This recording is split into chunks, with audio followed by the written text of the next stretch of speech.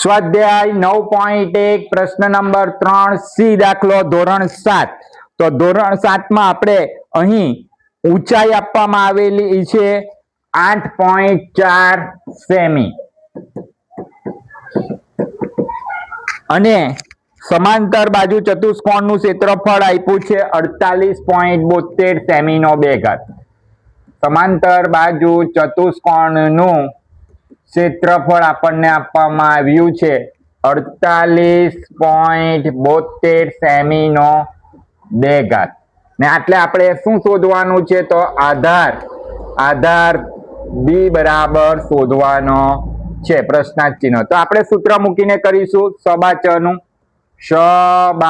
સબાચ એટલે કે સમાંતર બાજુ ચતુષ્કોણ નું ક્ષેત્રફળ નું સૂત્ર આવશે પાયો બી ને ઊંચાઈ h.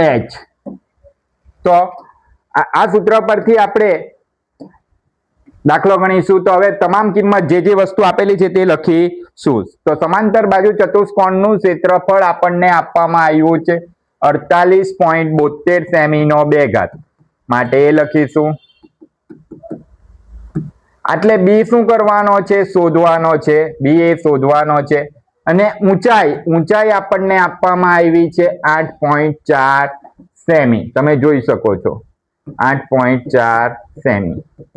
તો મેં તમને કીધેલું એ પ્રમાણે જે વસ્તુ આપણે શોધવાનું છે તે હંમેશા ડાબી બાજુ રાખવાનું. માટે બી ગુણ્યા 8.4 સેમી ને જે વસ્તુ આપેલી છે તેને હંમેશા જમણી બાજુ. તો 48.72 સેમી નો 2 ઘાત. તો એટલે આપણે બી શોધવાના છે પાયો. માટે આપણે એને સૂત્ર કરતા બનાવીશું. માટે બી બરાબર પછી જે કોઈ સંખ્યા હોય 48.72 સેમી નો 2 ઘાત એ લખી દઈશું. અને ડાબી બાજુ 8.4 સેમી અંશમાં છે માટે એ ક્યાં જશે? છેદમાં જશે. હવે આપણે સૌ પ્રથમ દશાંશ ચિહ્ન દૂર કરીશું. માટે બી બરાબર 48,4872 માં દશાંશ ચિહ્ન દૂર કરતા દશાંશ ચિહ્ન પછી 2 અંક છે એટલે છેદમાં લખાશે 100. અને એ જ રીતે 8.4 માંથી દશાંશ ચિહ્ન દૂર કરીશું એટલે લખાશે 84. 84 ના છેદમાં 10 આવે પણ છેદનો છેદ એ ક્યાં જાય છે? અંશમાં. માટે 10 ક્યાં લખાશે? અંશમાં લખાશે. માટે 84 ના છેદમાં 10 માટે 10 અંશમાં જશે. હવે 4832 માં સેમી નો 2 ઘાત છે માટે સેમી ને 84 માં સેમી એકવાર છે માટે એકવાર. હવે જે કેન્સલ થાય, જે આપણને સરળતા લાગે તે કરીશું. તો 0 0 શું થાય છે? 1 1 0 કેન્સલ. 10 10 વાર 100 પણ તમે કરી શકો. તો હવે શું બચ્યું? તો બી બરાબર 4872 ગુણ્યા સેમી છેદમાં શું બચ્યું છે? તો 84 પહેલા લખું છું ને પછી 10 લખું છું ગુણ્યા સેમી. તો એટલે સેમી કેવા છે? સરખા છે માટે એ કેન્સલ.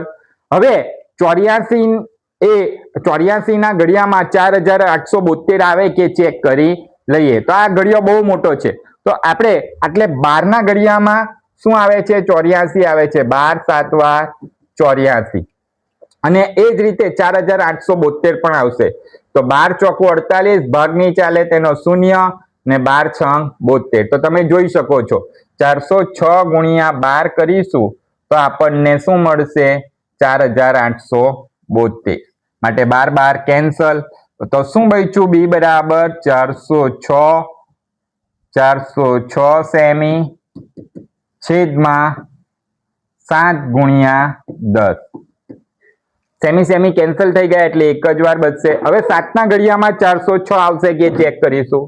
તો 406 7 5 35. 40 માંથી 35 બાદ કરીશું તો આવશે 5 ને ઉપરથી ઉતારીશું 6 માટે 7 8 56. તો એટલે આપણે જોઈ શકીએ છીએ કે 58 ગુણ્યા 7 કરીશું તો 406 આવે છે. માટે 406 ને કેન્સલ કરી 58 ગુણ્યા 7 કેન્સલ કરીશું તો 406 ના અવયવ આપણને મળી ગયા છે માટે આપણે ડાયરેક્ટ અવયવ લખીશું તો આપણને વધારે સરસ દેખાશે બી બરાબર 406 ના અવયવ 406 ના અવયવ મળે છે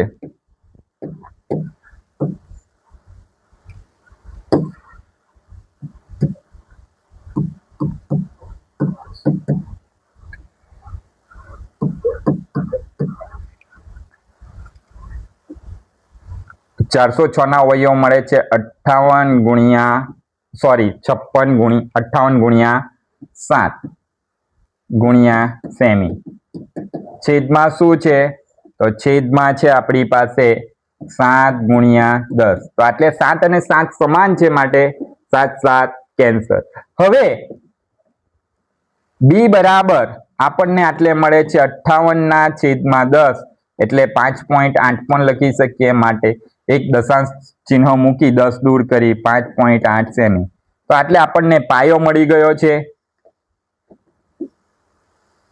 5.8 સેમી એ જ રીતે આપણે હવે બીજો દાખલો કરીશું ડી માં શું કહેવામાં આવ્યું છે સ્વાધ્યાય 9.1 નો ડી દાખલો જેમાં આપણને આધાર આપવામાં આવ્યો છે આધાર કેટલો આપવામાં આવ્યો છે આધાર આપવામાં આવ્યો છે આપણને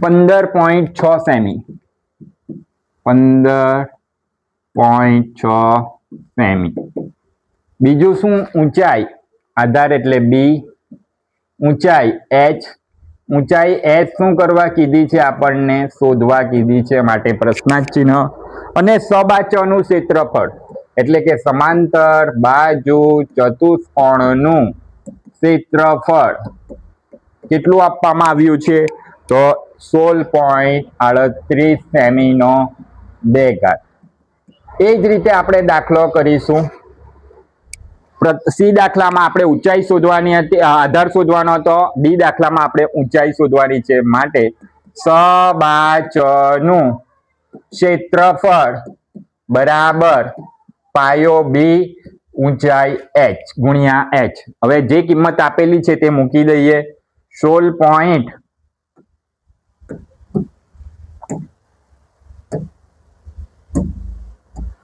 તો સબાચનું ક્ષેત્રફળ આપણને આપવામાં આવ્યું છે 16.38 સેમી નો 2 ઘાત પાયો બી આધાર કેટલો આપવામાં આવ્યો છે આપણને 15.6 સેમી ગુણ્યા એચ તો એટલે જે કઈ શોધવાનું છે તે જમણી બાજુ જશે માટે એચ ગુણ્યા 15.6 સેમી ડાબી બાજુ વાળું પદ જમણી બાજુ વાળું પદ ડાબી બાજુ જશે અને ડાબી બાજુ વાળું પદ જમણી બાજુ આવશે માટે 16.38 સેમી નો 2 ઘાત એ જ રીતે આપણે આટલે એચ શોધવાના છે ઊંચાઈ માટે એને સૂત્ર કરતા બનાવીશું માટે એચ બરાબર 16.38 સેમી નો 2 ઘાત છેદમાં 15.6 સેમી તો આટલે આપણે એચ શોધવાના છે માટે એચ બરાબર હવે દશાંશ ચિહ્ન દૂર કરીશું માટે 1638 લખાશે 1638 ના છેદમાં દશાંશ ચિહ્ન પછી 2 અંક છે એટલે 100 એ જ રીતે 15.6 માંથી છેદમાં છે એ પદ એટલે 15.6 માંથી દશાંશ ચિહ્ન દૂર કરીશું એટલે 156 ના છેદમાં 10 લખાશે એટલે આપણને ખબર છે છેદનો છેદ ક્યાં જાય છે અંશમાં માટે 10 ક્યાં લખાશે અંશમાં લખાશે હવે સેમી નો 2 ઘાત તો તે બેઠા લખી દઈએ સેમી નો 2 ઘાત અંશમાં તો એટલે અંશમાં અને સેમી એ છેદમાં હતી એટલે છેદમાં સેમી લખી દે ગુણ્યા સેમી હવે આપણે અવયવ પાડીશું તો જે રીતે આપણે 1 0 1 0 કેન્સલ તમને કીધું તે પ્રમાણે 10 વાર 100 પણ કરી શકીએ હવે શું બચ્યું તો h બરાબર 1638 બચ્યા 156 બચ્યા તો 156 એ કયા ઘડિયામાં આવશે તો આપણે ચેક કરી લઈએ તો 156 ભાગ્યા 1638 પણ કરી શકીએ તો નહીં આવશે એટલે આપણે અવયવ જ પાડીશું તો 156 કયા ઘડિયામાં આવશે તો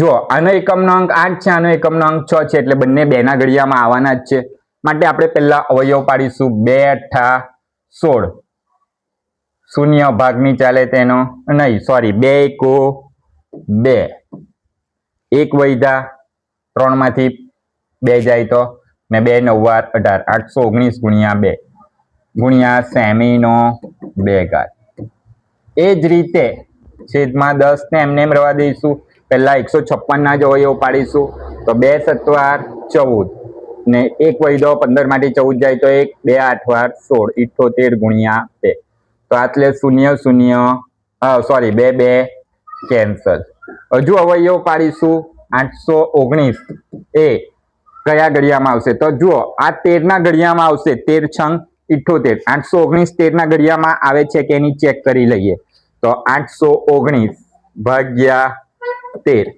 તો 13 છંગ 78 3 વૈધા 81 માંથી 78 જાય તો ને ઉપરથી ઉતાર્યો 9 13 તરી 39 તો 63 ગુણ્યા 8 કરીશું 63 ગુણ્યા 13 કરીશું તો આપણને શું મળે છે 819 મળે છે સેમીનો 2 ઘાત એ જ રીતે છેદમાં 10 બેઠા ગુણ્યા 13 છંગ 78 બરાબર તો આટલે 13 શું થાય છે કેન્સલ થાય છે હજુ અવયવ પડશે માટે h બરાબર જુઓ આટલે 63 એ 3 ના ઘડિયામાં આવશે 21 તરી 63 21 તરી 63 આટલે સેમીનો 2 ઘાત હતો તે પણ નીચે સેમી લખવાના બાકી હતા તે લખ્યા એટલે સેમી ગુણ્યા સેમી છેદમાં 10 ગુણ્યા 6 ના અવયવ 3 ગુણ્યા 2 આપણે 63 ના અવયવ પાડ્યા 21 ગુણ્યા 3 ગુણ્યા સેમી તો એટલે સેમી સેમી શું થશે કેન્સલ માટે અને બીજું શું સરખું દેખાય છે 3 3 કેન્સલ માટે શું બચ્યું 21 ના છેદમાં 10 2 વાર 10 2 વાર 20 20 સેમી અંશમાં જ બચે છે માટે હવે આપણે 21 ભાગ્યા 20 કરીશું એટલે આપણને જવાબ મળી જશે ચાલો તો 21 ભાગ્યા 20 તો 20 એક વાર 20 તમને બધાને ખબર છે 21 માંથી 20 જશે તો 1 આવશે 10 ભાગની ચાલે એટલે 0 ભાગની ચાલ્યો તેનો દશકનો 0 ઉપરથી 0 ઉતારીશું પણ પાછો ભાગ નથી ચાલતો એટલે પાછો 0 મૂકીશું અને દશાંશ ચિહ્નની બાજુમાં પાછો એક 0 મુકાશે માટે આ 0 પાછો ઉતારીશું માટે 20 પંચા 100 તો આપણને આટલે ઊંચાઈ મળે છે 1.05 સેમી h બરાબર 1.05 સેમી જે ઊંચાઈ મળી ગઈ છે